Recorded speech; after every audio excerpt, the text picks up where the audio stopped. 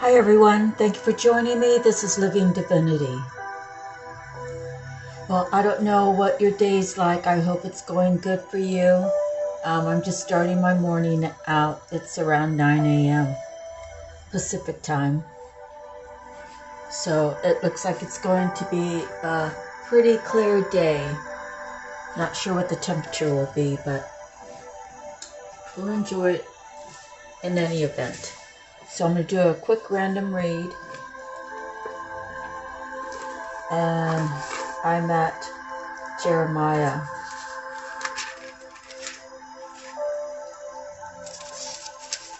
Jeremiah 2:30. You have all rebelled against me, declares the Lord. In vain I punish your people. They did not respond to correction. Your sword has devoured your prophets like a ravening lion. You of this generation, consider the word of the Lord. Have I been a desert to Israel, or a land of great darkness? Why do people say, we are free to roam? We will come to you no more. Does a maiden forget her jewelry, a bride her wedding ornaments? Yet my people have forgotten me, days without number. How skilled you are at pursuing love. Even the worst of women can learn from your ways. On your clothes, men find the lifeblood of the innocent poor. Though you did not catch them breaking in, yet in spite of all of this, you say, I am innocent. He is not angry with me. But I will pass judgment on you, because you say, I have not sinned. Why do you go about so much, changing your ways? You will be disappointed by Egypt, as you were by Assyria.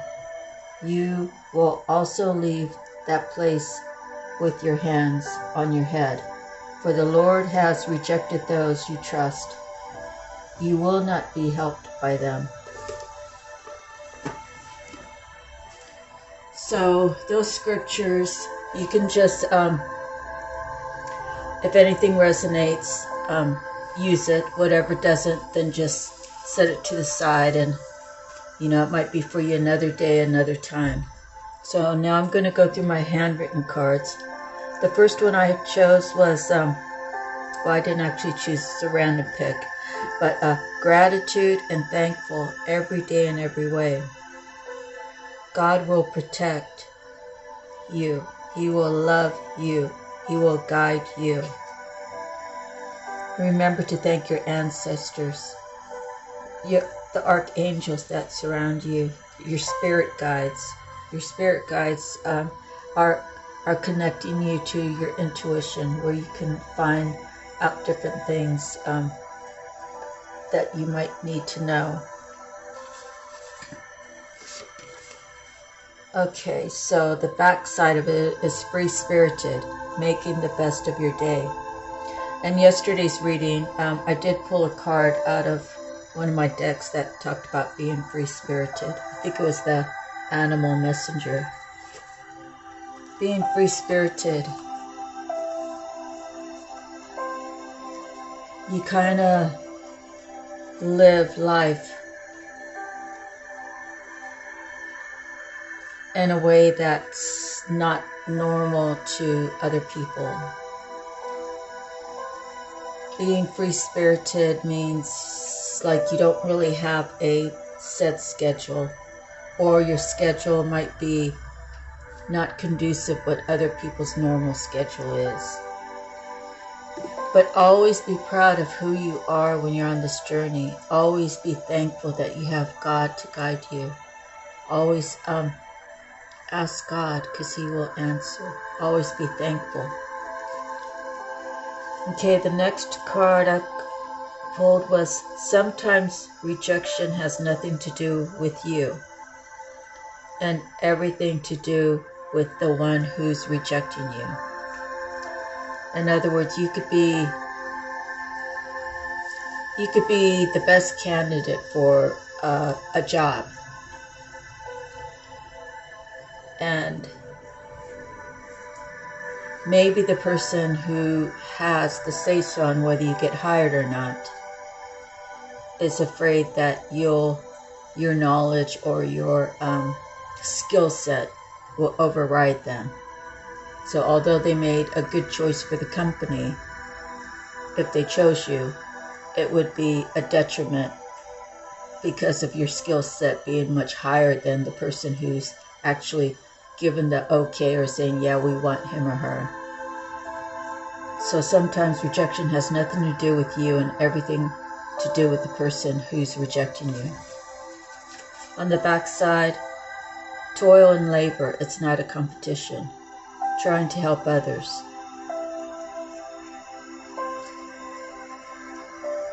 Sometimes you're just honestly trying to help someone, and maybe they just asked you like 1 or 2 questions, but you gave them the whole spiel, and maybe they weren't ready to hear all of the information you were giving them, and it might trigger them, and it might put them in the mindset, well, this person knows more than I do, and I don't want to look foolish around other people, so now it's a competition. It's very childish, and we should never hold back knowledge. And I know in the corporate world, the higher-ups won't tell the person working for them everything. They'll just tell them just what they need to know, because then their position is at risk. And that's very true. The next card I pulled was damaged goods. They or it has to heal in their own timing. So I said they because it might be a particular person with a certain situation that they have in their past that they need to heal. And first of all, they have to commit to even seeing the hurt that they've been carrying all these years, but they also have to then commit to going through the process of healing, and then after that will be the actual process. So the process could take 1 day, it could take 1 year, it could take 10 years. So we never know where someone's how they're stacking themselves. Are they do they have the ability to understand everything clearly and find a lesson or a blessing or both and drop it and move on? Okay, so the back of this one was justice and balance. So a narcissist, someone who manipulates, someone who is deceiving, someone who's envious or is deceptive. They pretend to be your best friend, but they have their own agenda. And I say this because some people are so catty, such as, in a family tree, if someone gets married and then they get divorced and then they get married,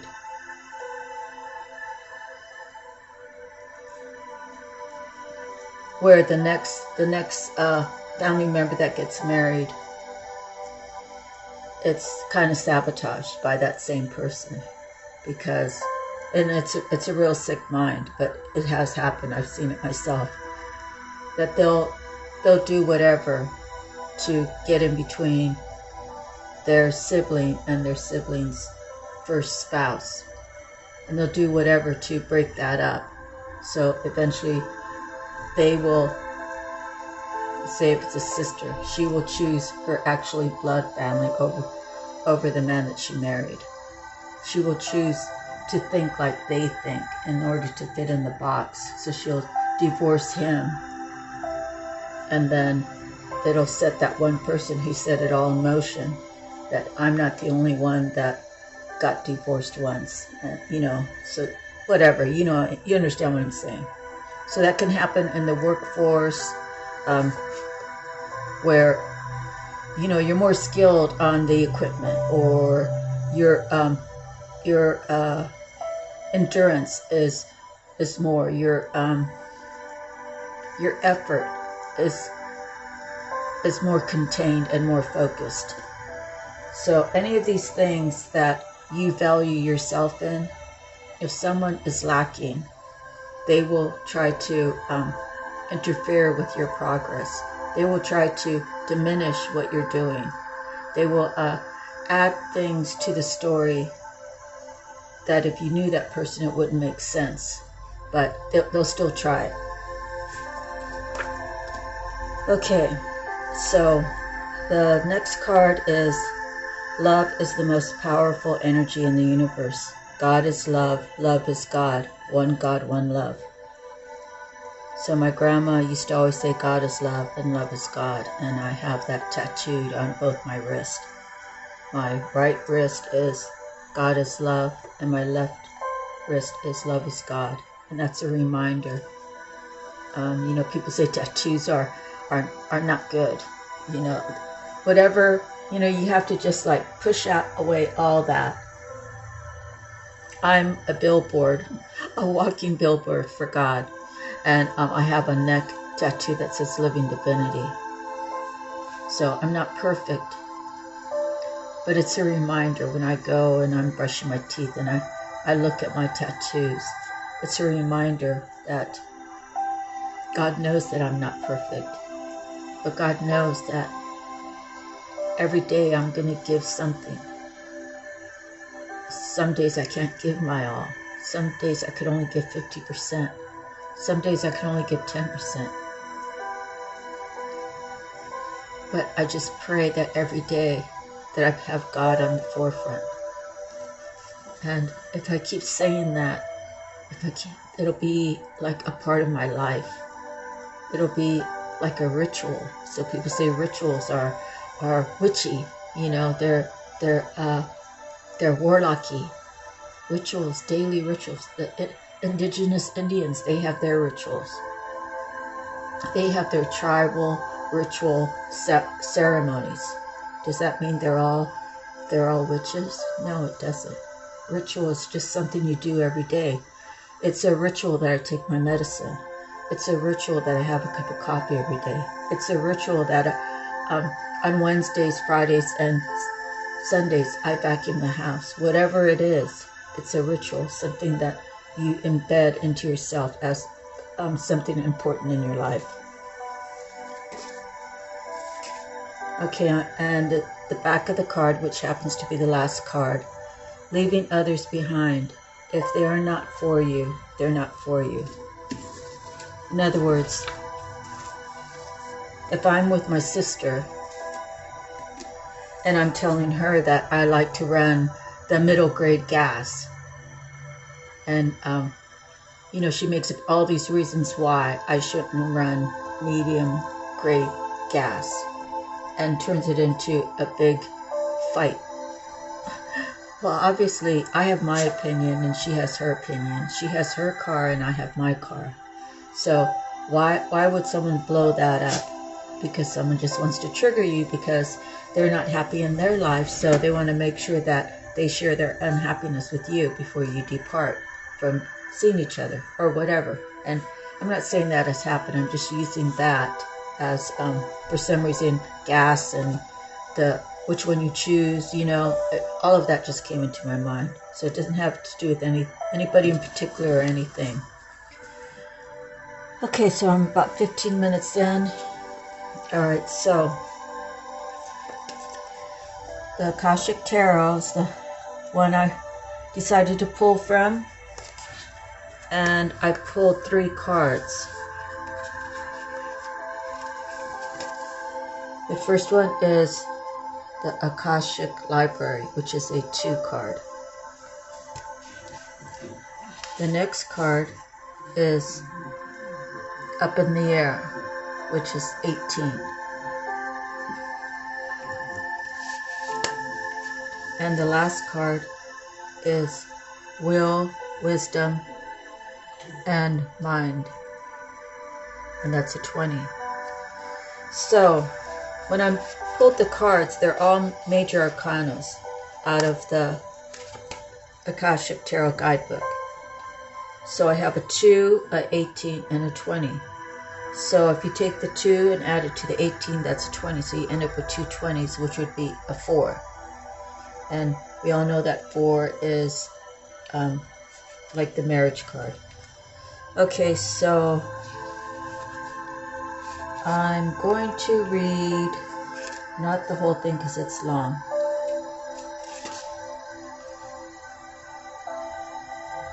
Okay. When you receive this card, it indicates that a book will bring a message to you. Today, open any book that compels you to do so. Let it fall to any page, read the passage, and reflect on the words throughout your day. Determine which relationship or situation in your life it addresses, and don't assume that it's the one that's most urgently on your mind. The Akashic forces are active in every part of your life, and your books are actually a part of the Akashic library.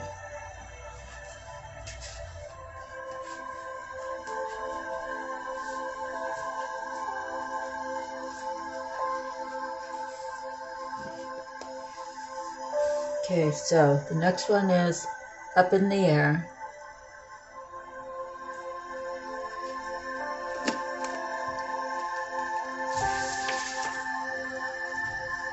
Take a deep breath and fill yourself with the power of trust.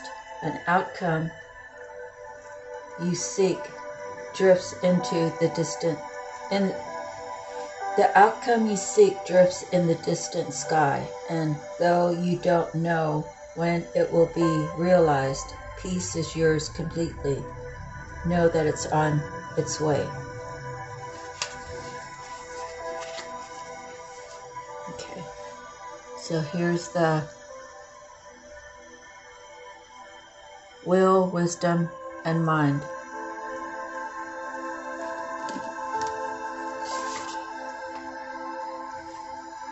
The power, heart, and mind of God dwell within you. Close your eyes and feel the divine forces. Your energy grows, your heart overflows with love, and your mind is as boundless as the sky.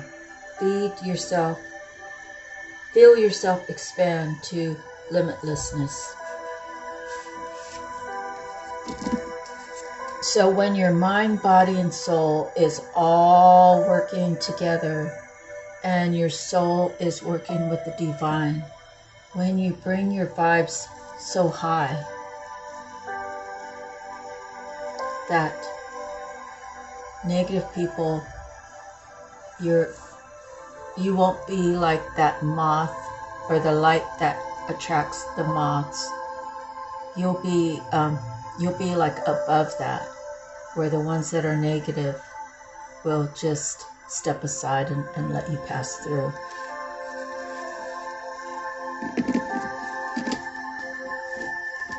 Okay, so now we're moving on to, we're at 18 minutes. Now we're moving on to Archangel Power Tarot cards.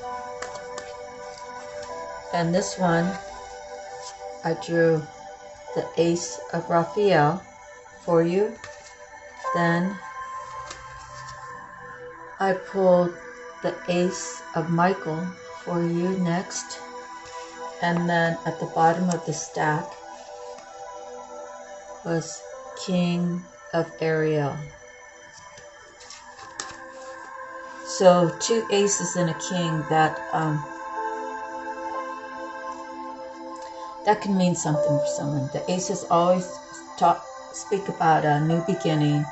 The king always refers to someone who's matured because they're not a knave or they're not a knight.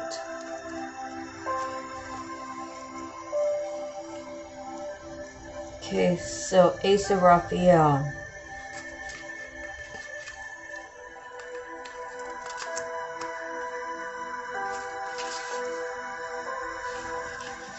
This is the beginning of a new and positive emotional experience in your life.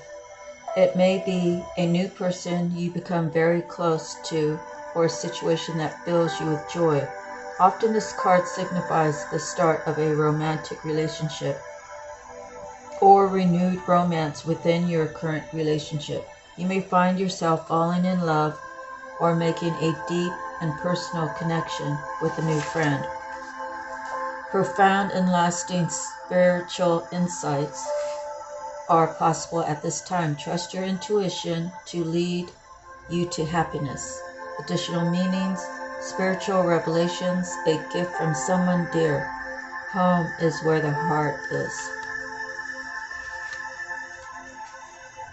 So now we're moving on to Ace of Michael.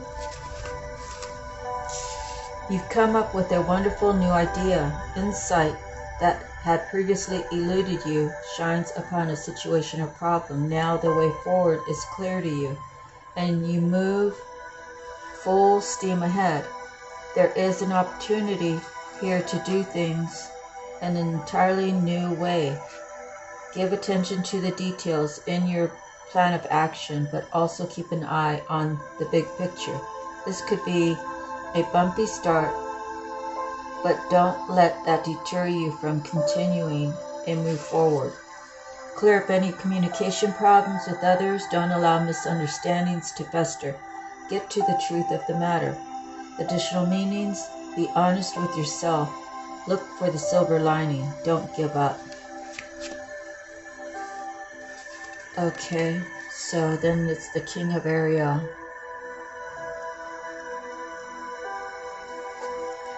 So much abundance. Your plans are going to work out very well. The ability to manage finances is matched with a keen sense of what will succeed. Advancement in your career is likely. You've worked very hard and would like to take a break or possibly retire to enjoy a life of more leisure. People. A very successful person who has risen to the top professionally. Someone who can direct many people or projects at once. A nature lover, stable, powerful, accomplished. Career success, using resources wisely, money in the bank, leadership positions. Okay, we're at 22 minutes and some seconds.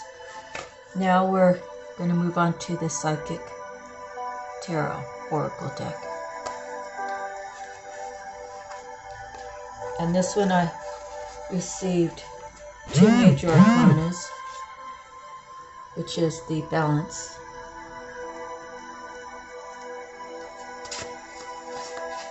and right after that, Sacrifice. And this one's not a major arcana, but this was on the bottom of the stack, which is a 7. Choose wisely. So we start out with Balance, which is an 11. This card represents the need for balance and harmony with your inner life, as well as what's surrounding you in the physical world. This denotes that some lifestyle adjustments are required at this time. It could be associated with love, relationship, business, or even your career.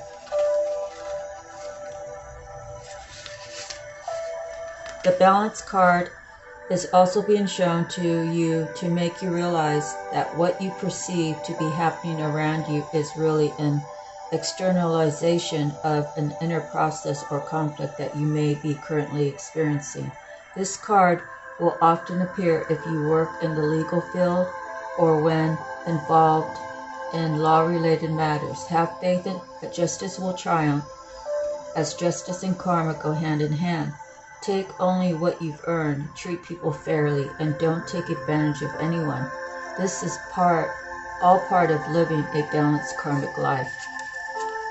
When determining something, there must be a state of balance, emotionally, mentally, physically, and spiritually, so that you can make rational decisions and logical judgments. This is a time to be honest and caring and responsible for the choices that you've made, as well as the ones that will be made in the future. So we went from an 11 for the balance to a 12, which is sacrifice. Powerful achievements are usually born as a result of great sacrifice. This card represents self-sacrifice and a time when you should look around your life to see what needs to be released. By surrendering and letting go, there will be more room to receive. The rewards for this are transformation, wisdom, gratitude, and enlightenment.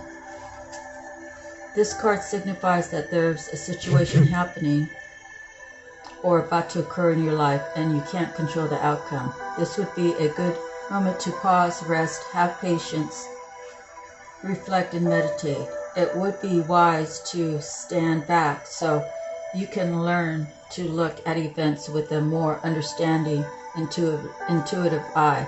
Try to view people, issues, and problems from a different perspective. If you can achieve this, it will have a profound effect on your soul and your life. The sacrifice card can also symbolize a period of transition and change. The solutions you seek may be slow in coming, for it could be necessary to live into the answers. Accept the things that you cannot control, heal and leave the past behind, move toward your future, and watch for new doors opening and paths that will be shown to you. In the tarot archetype, it's considered the hangman. So let's see. The balance is considered justice. Alright, so the last card we have out of this book or out of this deck is Choose Wisely.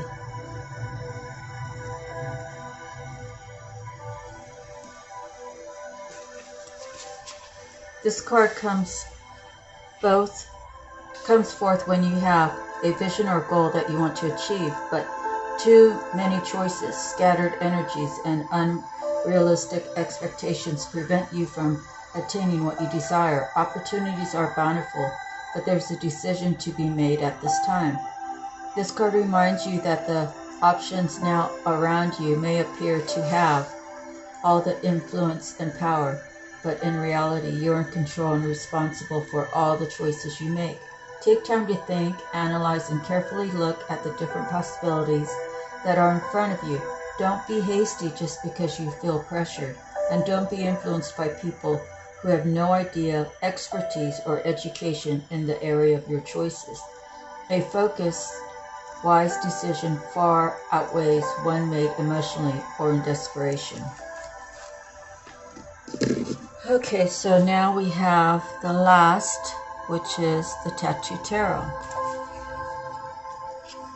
So, pull the Two of Cups,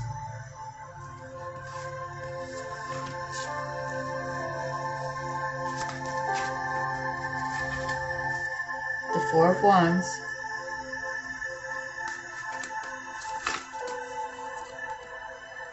and the Nine of Coins. So I'm just going to read these to you. The Two of Cups, partnership, a harmonious match, two hearts, a couple, soulmate, ability and willingness to compromise, need to agree, teamwork, benefits, two heads better than one. Let's see. The Four of Wands, peace and rest, holidays, celebration, job well done, happy home life, joyful outcome, or waiting for a conclusion, harmony, beauty, love is in the air.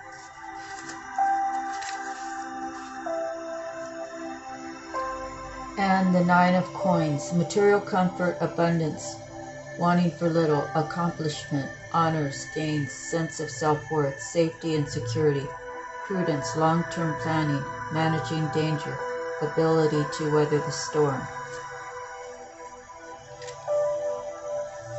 So when I see these cards together, the only thing we're missing is something from the sword section.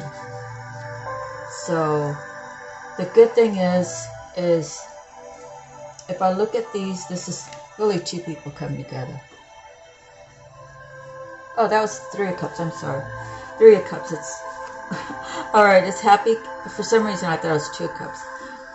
Happy gathering, social activity, group effort, victory, problems resolved, wounds and painful memories healed, pleasures of life, joys, family, support from siblings, cousins, peers, conclusion.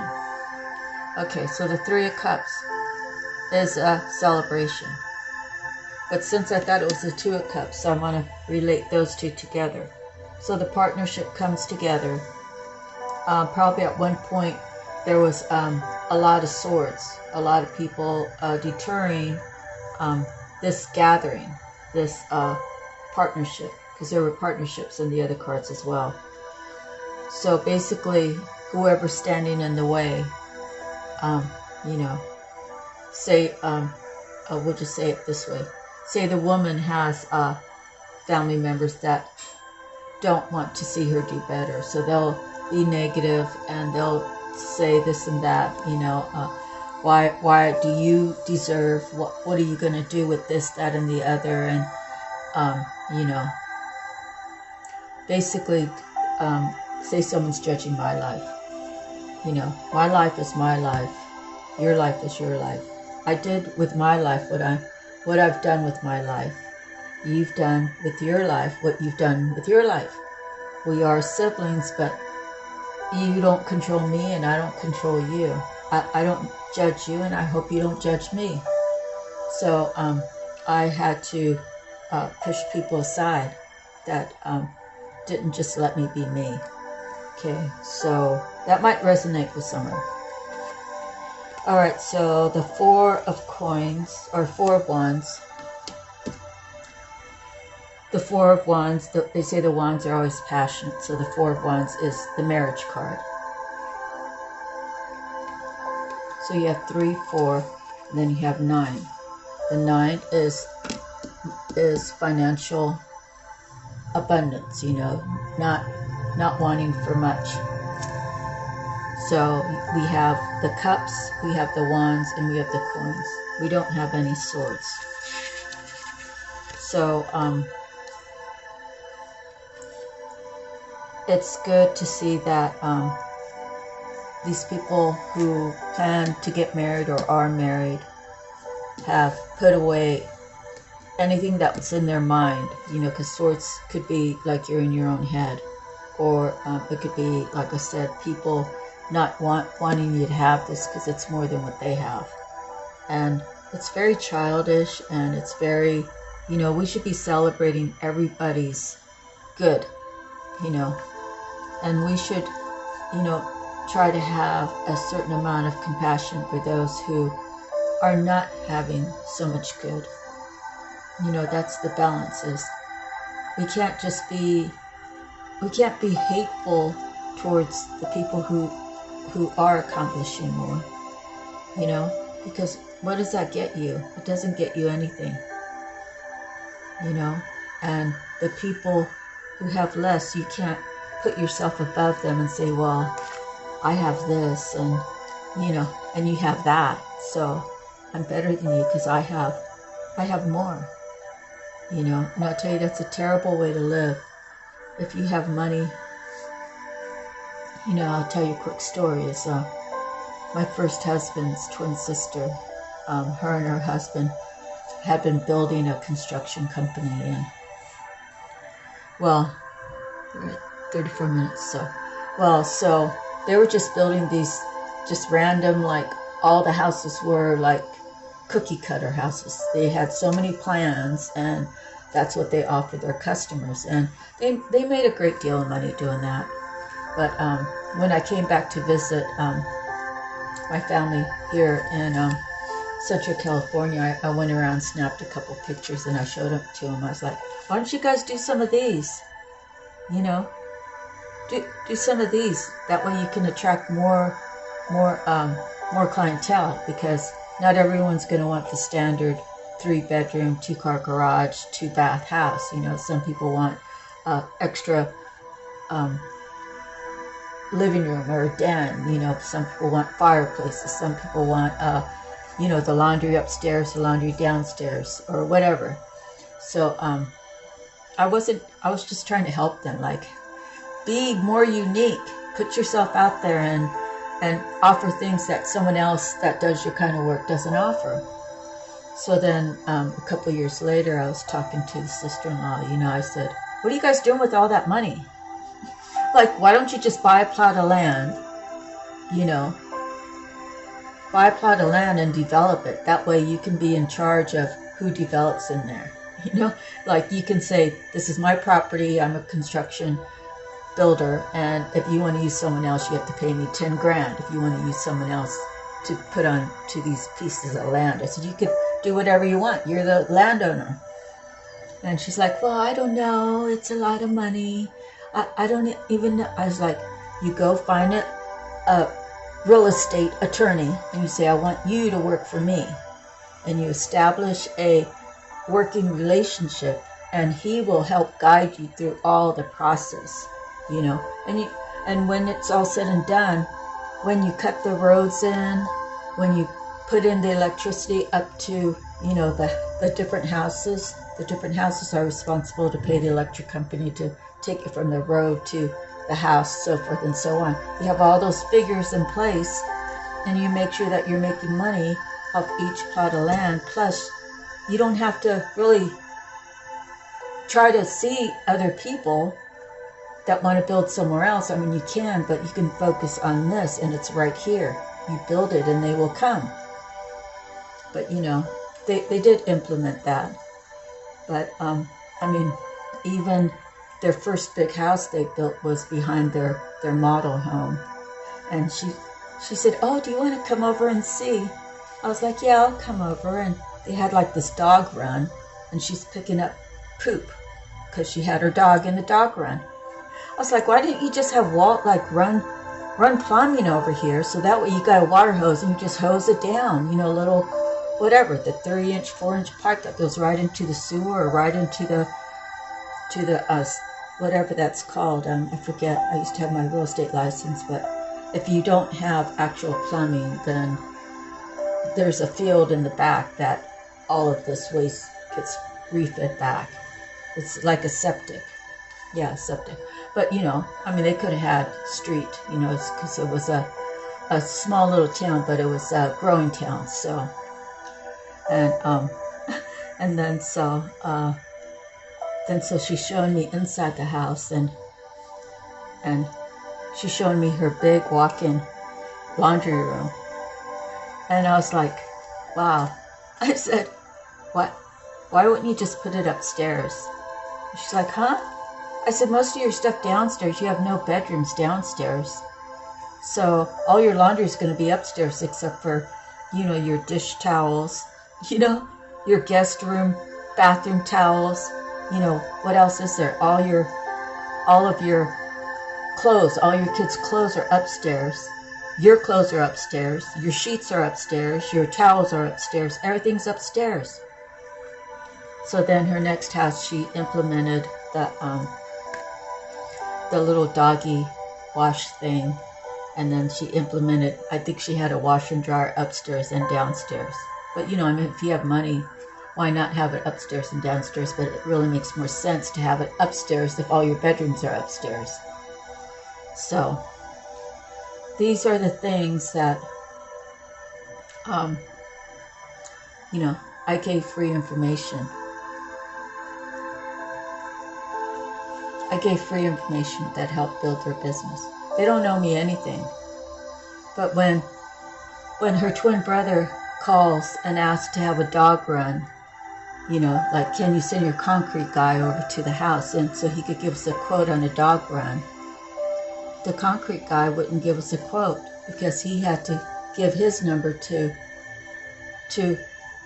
the wife's husband so he can tack on his amount to make sure he made money off of us for the dog run.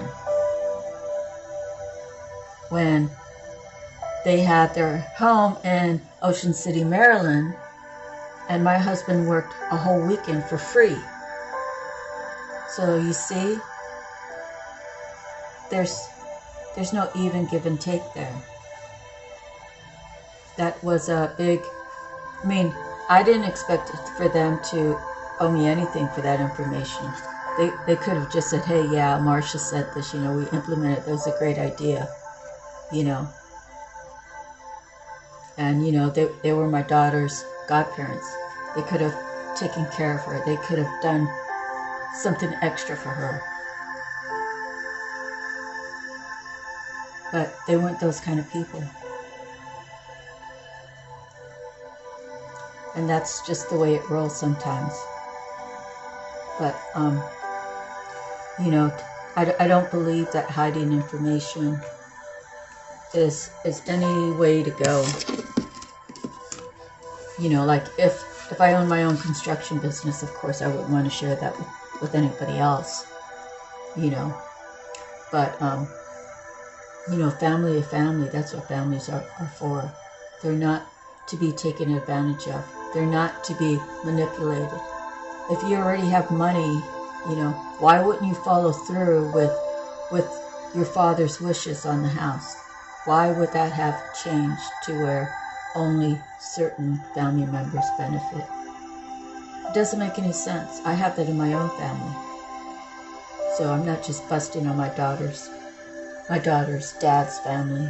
I'm just saying, if you already got it, why would you need to take more to see that your siblings have less?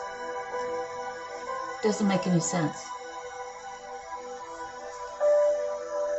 And I know I'm good at airing things out, but these are the things we have to be aware of. And if you don't have a strong spouse, then, you have a strong wife, like in my situation. If he wasn't strong enough to speak up, if I would have spoke up, I would have been over-exaggerating. I would have been out of my place to speak up. When my sister-in-law was going through her divorce and she lost her child, but she ended up getting her child back, and then she was ending up either working at a bar at night on Fridays and Saturdays, or she was going out. I don't know, but the whole family knew that her daughter was like 7 or 8 years old, being left home alone while she carried on. And I wasn't judging her, but the family said, it's her kid, she could do what she wants. It's like the whole family knew. So the daughter, the goddaughter, she was my goddaughter. But she wasn't my blood. But I took care of her like she was my blood. I got off work on Friday. I drove 45 minutes one way to get her and 45 minutes back. And I kept her all weekend. And we spent some time, sometimes I was busy doing laundry or cleaning or something, but she always had me around.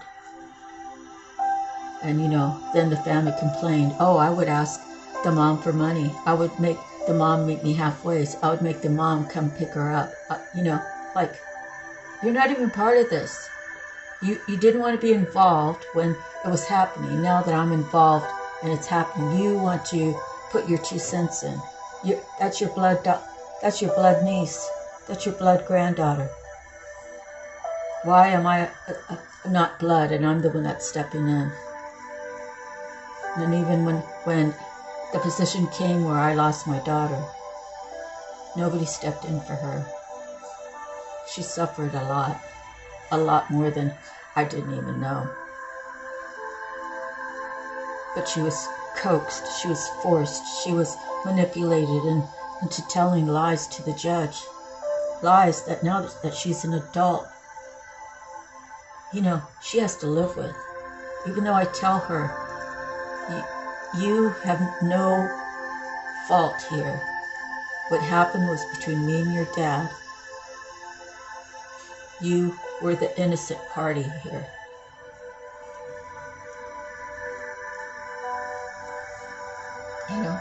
So we just have to be mindful how we treat our children. We cannot manipulate our children to hurt the woman that left you. That is still your child. The love of your child, the love of any child has to come first before the hate of the adults. The love of the children have to come first. And if you can't give it, then give that kid back to the other parent. But it's all selfish. It's all, if she gets her, then that means I'm going to have to pay $800 a month in child support, and that's a lot. So I'm going to do whatever it takes to keep her so I don't have to pay that $800, even though I treat her like crap, even though we share the same birthday, and I don't put her birthday first. I put mine and my twin sister's birthday first. Hurt is hurt. But I'm blessed that my daughter and I are reconnecting. And, she set her boundaries. Her boundaries are easy for me because I like spending time alone. I'll see her when she wants to see me. Maybe we'll schedule like one day during the week and then one day on the weekend. And I know those days are subject to change, but maybe it'll just be that, and I'll be perfectly fine with that. And, I'm ready to be in her life in whatever capacity that she wants me. And, I'm just so blessed that she's learned some good lessons through some bad times. Her future looks way brighter than mine ever did. And now our future looks brighter together. So that's the end of my reading, everybody. Thank you so much. God bless. Please stay prayed up. Be thankful. Thank God for the simple things.